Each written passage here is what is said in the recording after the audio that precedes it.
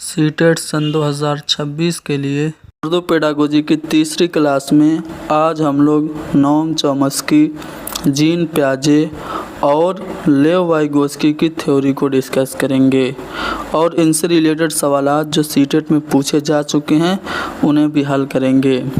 सबसे पहले Noam Chomsky का नज़रिया देखते हैं। इनके नज़रिया को हम लोग LAD यानी लैंग्वेज एक्विजिशन डिवाइस के नाम से जानते हैं। उर्दू में इसे ज़बान के इक्तिसाब का आला और हिंदी में भाषा अर्जन उपकरण कहा जाता है। नोम चॉम्स्की ने यह नज़रिया दिया कि दुनिया में आने वाला हर बच्चा अपने दिमाग में एक ख़ास उज़्व, एक डिवाइस, एक उपकरण लेके आता है जिसका नाम इन्होंने LAD रखा और इन्होंने ये बताया कि बच्चे में ज़बान सीखने की पैदाइशी सलाहियत होती है, यानी जो कोई बच्चा पैदा होता है उसमें लैंग्वेज एक्विजिशन करने की इनेट फैसिलिटी होती है, जन्मजात क्षमता इनेट एबिलिटी होती है हर बच्चे में। यानी पैदाइशी तौर पर ही बच्चे के दिमाग में एक सॉफ्टवेयर फिट होता है जिसकी मदद से बच्चा अपने आप ज़बान सीख लेता है। आगे ये अपनी थ्योरी को एक्सप्लेन करते हुए बताते हैं कि ज़बान सीखने के बुनियादी उसूल और अज्जा बच्चे में पैदाइशी तौर पे मौजूद होते हैं। पैदाइश के बाद जब बच्चा बोली जाने वाली ज़बान सुनता है तो ज़बान सीखने की जो सलाहियतें हैं वो मुतहर्रिक हो जाती हैं, एक्टिव हो जाती हैं और कुछ अर्सा में बच्चे का दिमाग बोली जाने वाली ज़बान की पेचीदगी और साख्त को, जो उसकी कम्प्लेक्सिटी है और जो स्ट्रक्चर है उसको समझने लगता है और बच्चा ज़बान बोलना शुरू कर देता है। इन्होंने ये बताया कि बच्चे के माइंड में एक फितरी सॉफ्टवेयर होता है जिसका नाम इन्होंने यूनिवर्सल ग्रामर यानी आलमगीर कवायद रखा। सार्वभौमिक व्याकरण इसे हिंदी में कहते हैं। ये पॉइंट भी कई बार पूछा जा चुका है कि सार्वभौमिक व्याकरण का जो प्रत्यय है आलमी कवायद या आलमगीर कवायद का जो कंसेप्ट है किसने दिया, तो नोम चॉम्स्की ने दिया। नोम चॉम्स्की से एक बात आप लोगों को याद रखना है जो कि कई बार सीटेट में पूछा जा चुका है कि बच्चों में ज़बान सीखने की सलाहियत पैदाइशी होती है, वो इनेट एबिलिटी रखते हैं, जन्मजात क्षमता रखते हैं ज़बान सीखने की। ये किसका स्टेटमेंट है, तो नोम चॉम्स्की का है। अब बात करते हैं जीन पियाजे। जीन पियाजे स्विट्ज़रलैंड के रहने वाले माहिर नफ्सियात हैं। इनके मुताबिक बच्चे इल्म की तश्कील ख़ुद से करते हैं। ये कह रहे हैं कि बच्चे जो नॉलेज को कंस्ट्रक्ट करते हैं वो अपने आप कर लेते हैं। हम उनको माहौल देंगे तो अपने साबका मालूमात के बुनियाद पर, अपने प्रीवियस नॉलेज के बेस पे बच्चे ख़ुद से ही नॉलेज को क्रिएट कर लेते हैं। यानी कि बच्चे लिटिल साइंटिस्ट होते हैं, नन्हे साइंसदा होते हैं। जीन पियाजे कॉग्निटिव डेवलपमेंट के लिए मानते हैं, क्या मानते हैं, कहते हैं जीन पियाजे ने माना कि इदराकी नशोनुमा यानी कि कॉग्निटिव डेवलपमेंट ज़बान से आज़ाद है और फ़िक्र ज़बान का तयन करती है। देखिए आगे हम पढ़ेंगे लेव वाइगोस्की को, तो वाइगोस्की कहते हैं कि जो ज़बान है वो पहले आती है और जो फ़िक्र है यानी कि थॉट है वो बाद में आता है। लेकिन पियाजे का मानना ये है कि फ़िक्र जो होती है, जो थॉट होती है, जो विचार होते हैं वही हमारी लैंग्वेज का तयन करते हैं, हमारी ज़बान का तयन करते हैं। पियाजे के मुताबिक ख़यालात पहले उभरते हैं और फिर ज़बान वह ज़राए फराहम करती है जिसके ज़रिए बाद में तसव्वुरात को आगे बढ़ाया जाता है। जीन पियाजे इस बात पर जोर देता है कि फ़िक्र न सिर्फ ज़बान का तयन करती है बल्कि उसे बेहतर भी बनाती है। इन्होंने कॉग्निटिव डेवलपमेंट थ्योरी यानी कि संज्ञानात्मक विकास का सिद्धांत दिया जिसमें इन्होंने 3 स्टेजेस बताए। पहला जो स्टेज है वो सेंसरी मोटर है, जिसको हम उर्दू में हिस्सी व हरकती दौर कहते हैं। दूसरा है इब्तदाई तजर्बात का दौर, जिसे प्री ऑपरेशनल स्टेज पूर्व संक्रियात्मक अवस्था कहते हैं। तीसरा है ठोस तजर्बात का दौर, जिसे हम कॉन्क्रीट ऑपरेशनल स्टेज या फिर मूर्त संक्रियात्मक अवस्था कहते हैं। और जो चौथा दौर है वो है फॉर्मल ऑपरेशनल स्टेज, रस्मी तजर्बात का दौर, जिसे हम औपचारिक संक्रियात्मक अवस्था कहते हैं।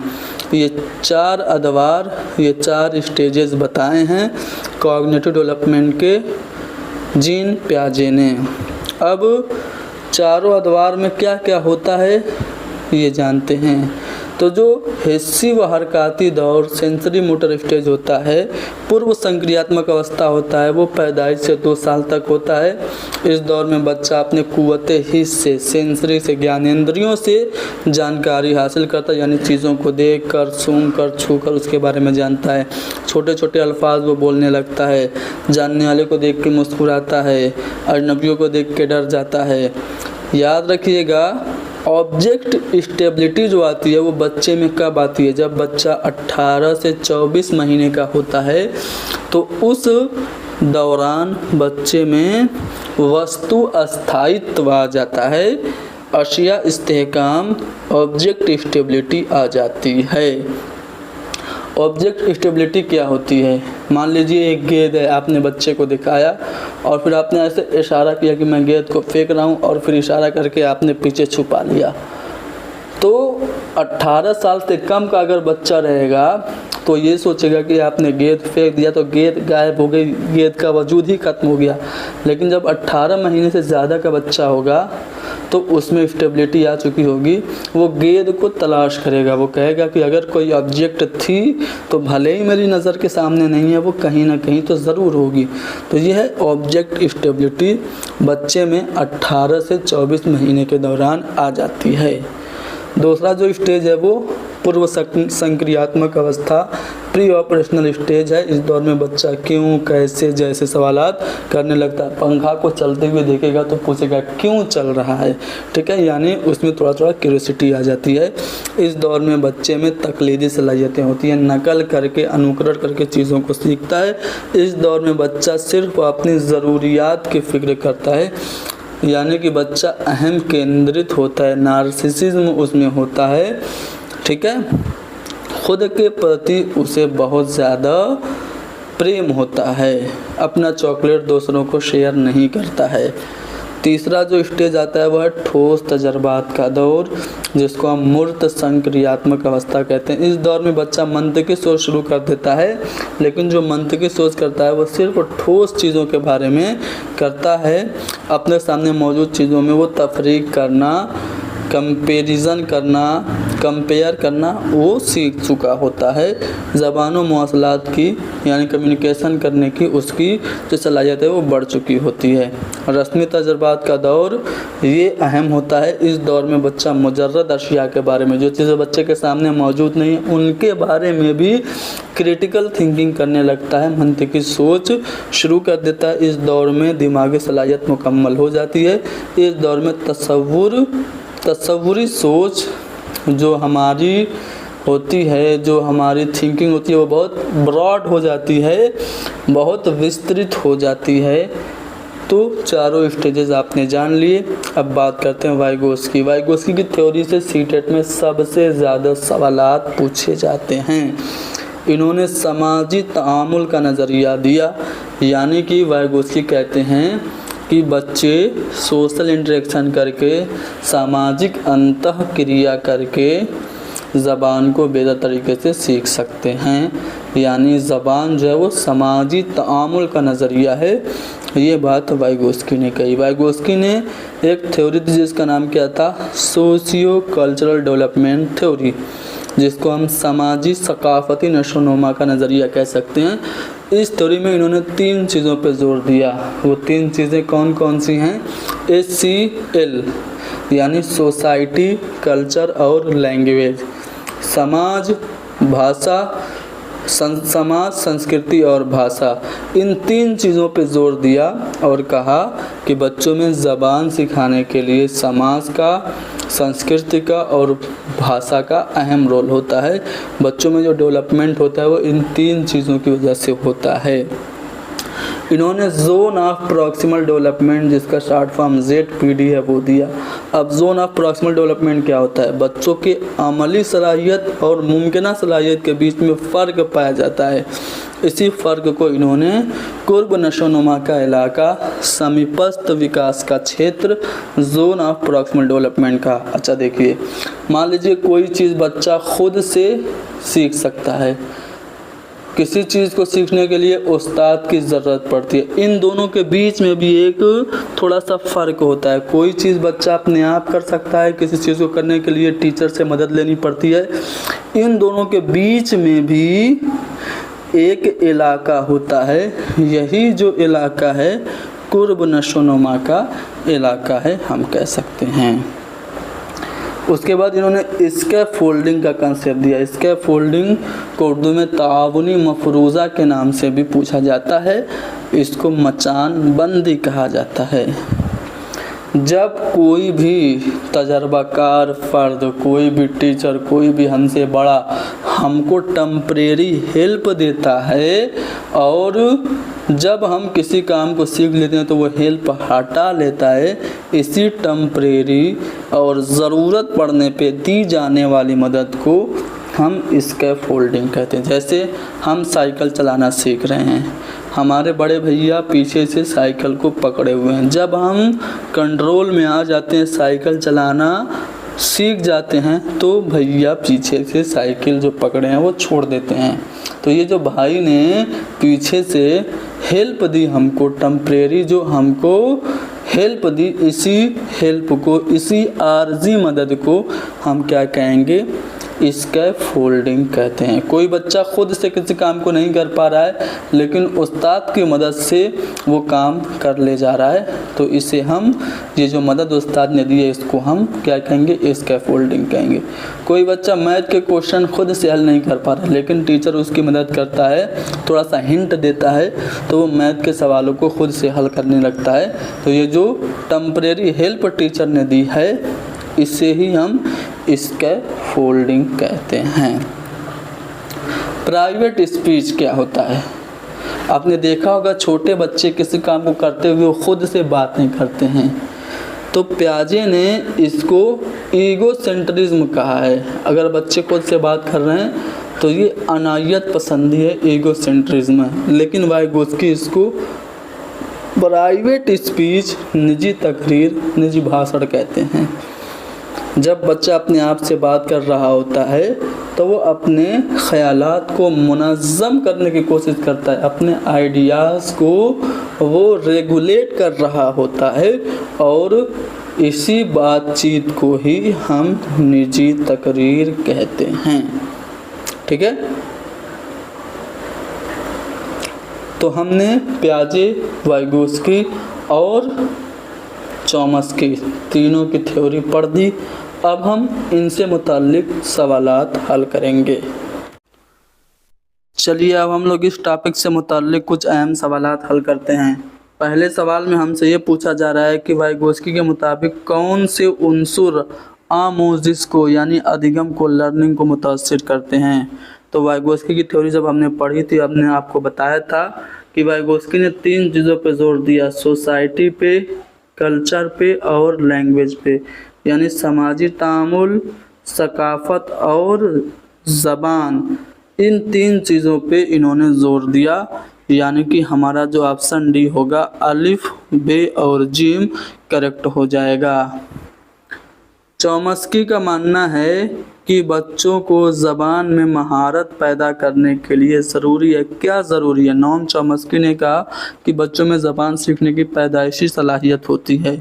तो पैदाइशी तौर पे ज़बान कब सीखेंगे? जब बच्चों को इब्तिदाई बचपन में ही ज़बान से साबिका करने का, ज़बान से इंटरेक्शन करने का मौका मिले। यानी इब्तिदाई बचपन में ज़बान से साबिका जब तक बच्चों को नहीं मिलेगा, उनमें जो बाय बर्थ इनेट जो एबिलिटी है लैंग्वेज एक्विजिशन की वो नहीं कर पाएंगे, यानी ऑप्शन सी हमारा करेक्ट होगा।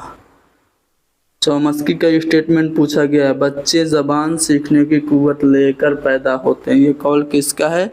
नोम चॉम्स्की का है। तमाम बच्चे ज़बान सीखने की एक फितरी सलाहियत के साथ पैदा होते हैं जो मुश्तमिल होती है, किस पे होती है?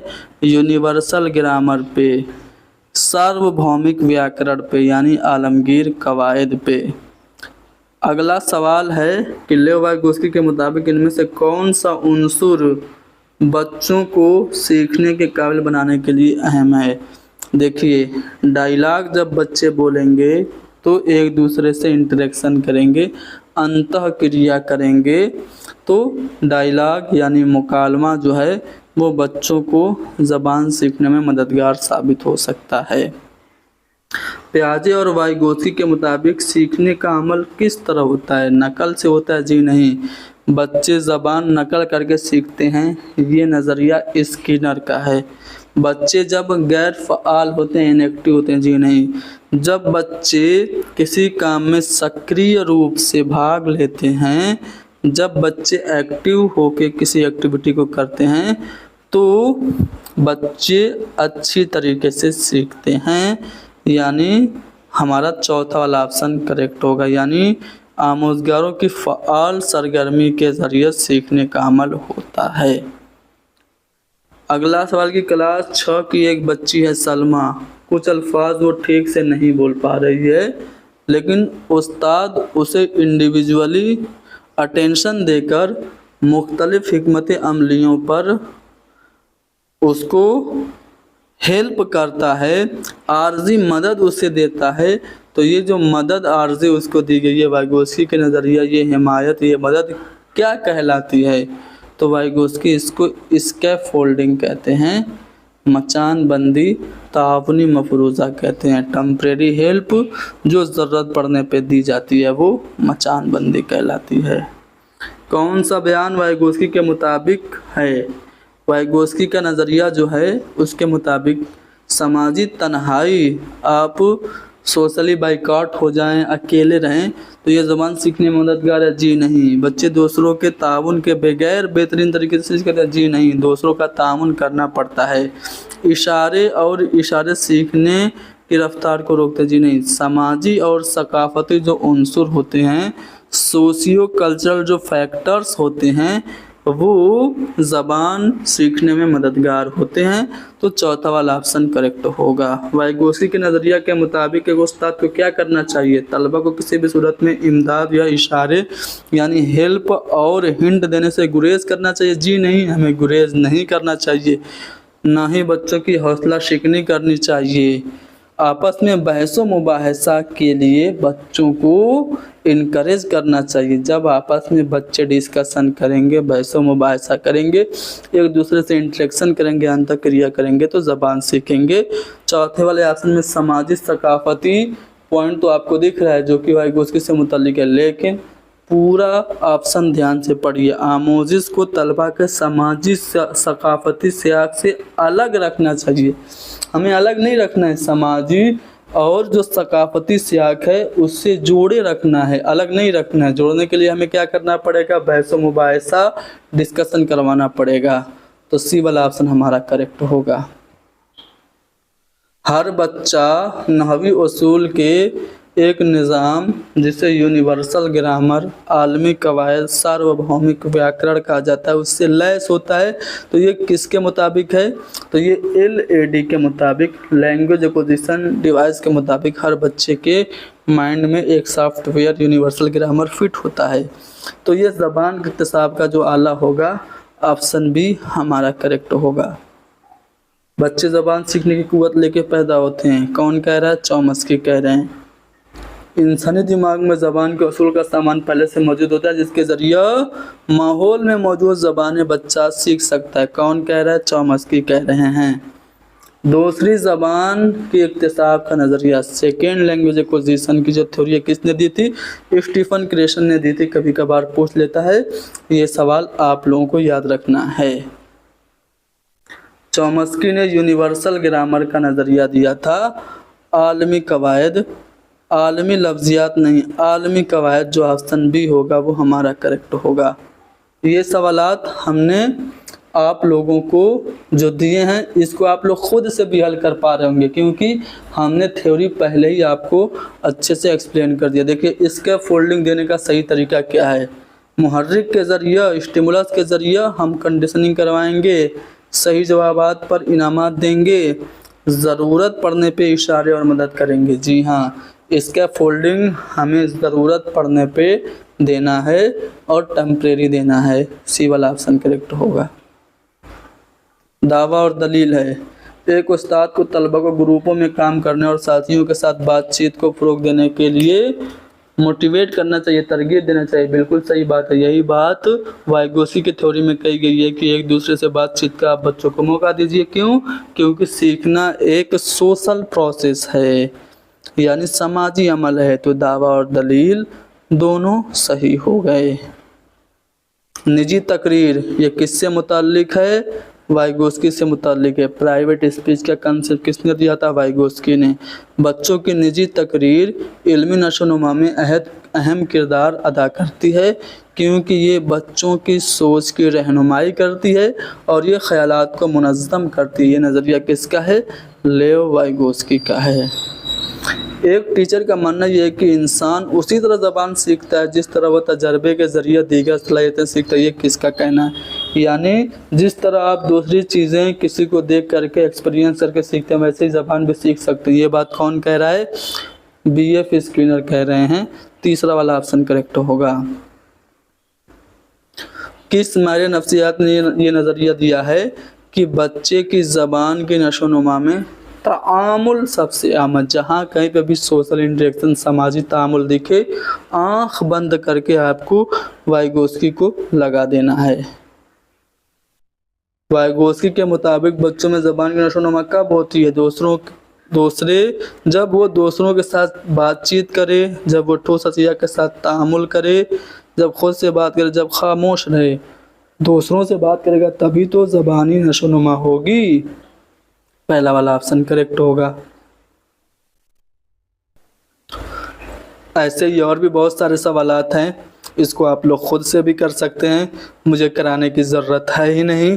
ठीक है, चलो ये सवाल आप लोग करिए, फिर क्लास को ख़त्म करते हैं। एक बच्चा जो पढ़ना लिखना सीख रहा है, वो हुरूफ तज्ज़ के तमाम हुरूफ को जानता है, लेकिन वो अभी तक अल्फाज नहीं पढ़ पा रहा है। यानी कि ABCD तो जान रहा है, लेकिन वो वर्ड नहीं पढ़ पा रहा है। एप्पल, बैट, कैट्स, ये सब नहीं पढ़ पा रहा है। लेकिन जब टीचर उसकी मदद करती है तो वो छोटे छोटे अल्फाज लिखना सीख लेता है। तो टीचर के ज़रिए दी गई है जो आर्जी मदद है, टेम्परेरी हेल्प है, इसको हम क्या कहेंगे? कमेंट में बताइए। क्लास को ख़त्म करते हैं। उम्मीद है अच्छा, इस सवाल का जवाब मैं आप लोगों को बता देता हूँ। इसके फोल्डिंग कहेंगे। एक सवाल मैं आप लोगों को अलग से पूछ रहा हूँ, ठीक है? कमेंट में बताइएगा कि किसके मुताबिक बच्चे इल्म की तश्कील खुद से करते हैं, वो नन्हे साइंसदा होते हैं, और बच्चों में पहले थॉट्स आते हैं और वही जो थॉट्स होते हैं, जो ख्यालात होते हैं, वो ज़बान को तय्युन करते हैं। यानी बच्चों में पहले ख्यालात आते हैं फिर ज़बान आती है। ये किसने कहा है? कमेंट में आप लोगों को बताना है। ठीक है, ख़त्म करते हैं क्लास को। उम्मीद है क्लास आपको पसंद आई होगी। Thank you very much.